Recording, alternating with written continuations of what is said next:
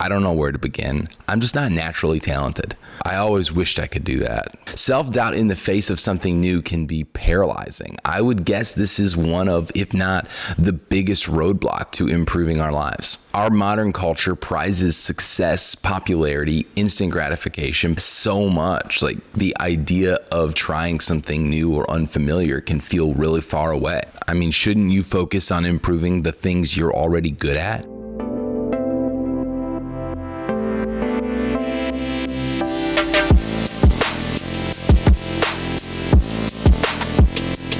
Part of that is true.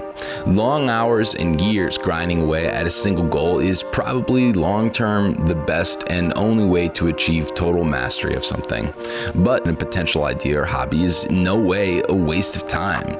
You might discover this new practice is actually something you want to put years into, or you might just find it enriches your life. Music was one of my first really deep hobbies. As a teenager, I became obsessed with playing electric bass, and it was like a door had been unlocked in my mind. It was something I really enjoyed. As I got a bit older, my enthusiasm faded, but I do carry traces of music performance with me everywhere. It's informed the film and photography work that I've been making for the past 5 years. That's something I'll always have. Knowing how it feels to start something new and then to reach a point where you're capable is just a magical feeling. The myth that the so-called professional wants you to believe is that as an adult, you have to put aside your dreams, interests, and creativity, but nothing could be further from the truth. Very well may be capable of turning this new interest into a pursuit that can even lead to a new career. And what we need to do at this point right now is just get things started. I want to help inspire you to take a crack at that new skill or project. And you've made it this far, so I think you should give it a try. The first step is just to make the commitment.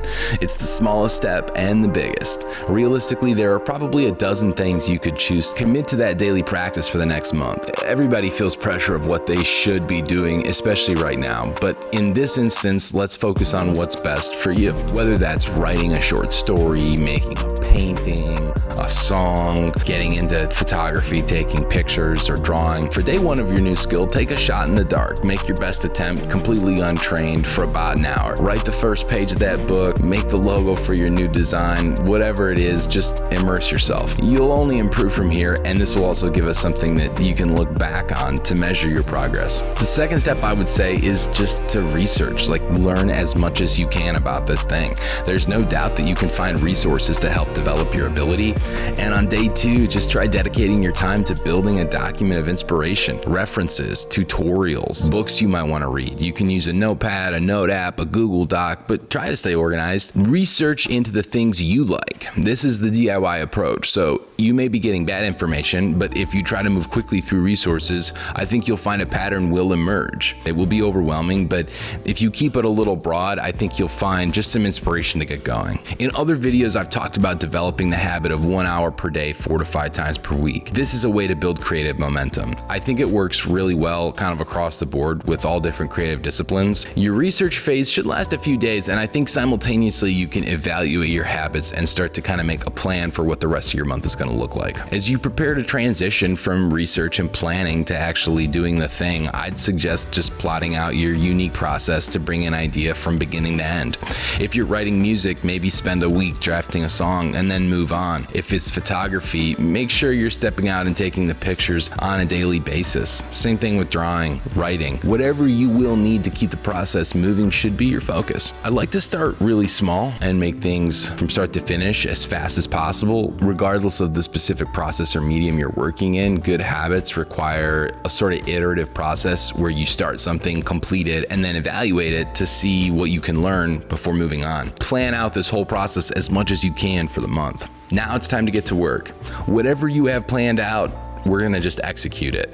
Just stay in this creative loop, enjoy it for what it is. This is 1 month where you can just give yourself completely to it. Like, yeah, you still have to work and do the other commitments in your life, but outside of that, try to make this your main hobby and your main focus. It's just 1 month. You wanna get as much out of it as you can. Don't feel like you have to make a big announcement to the world or post about it on social media. Just let yourself develop at your own pace. Don't compare yourself to other people. Do your best. A lot of creatives flow in a more intuitive way, and if that's your method, definitely go with it.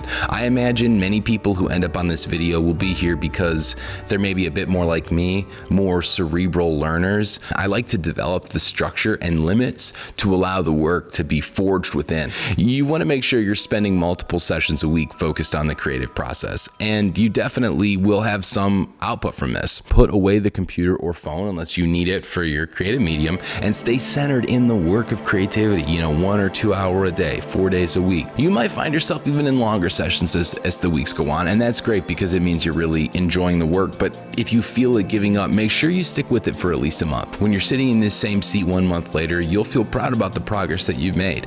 Maybe that project isn't quite ready to be shared with the world, but I'm sure you've learned really important, unique things about yourself, your process, your way of learning, and you've made something along the way. So this video might be better titled, How to Achieve a Month of Self-Improvement. Of course, the habit doesn't even have to be creative. It could be a way to exercise more, cook more, make new friends. But I believe a process that we can hold ourselves accountable to is the best way for personal growth. If you've had a bad week or a bad day and lose track of your schedule, don't give up. And don't feel like you have to make anything up either. Just jump back in and try to reestablish the rhythm. Creativity and skills can be developed through a process just like anything else. Don't listen to the self-doubt or people who insist that you need to live a certain way. No one out there truly knows what works for sure in life, and there are no guarantees. So do your best, push yourself, and be proud of yourself every time. Take this month-long challenge and let me know what you're working on in the comments. Always remember that your creative voice is important. There's room for it, and there are people out there who need to hear your story.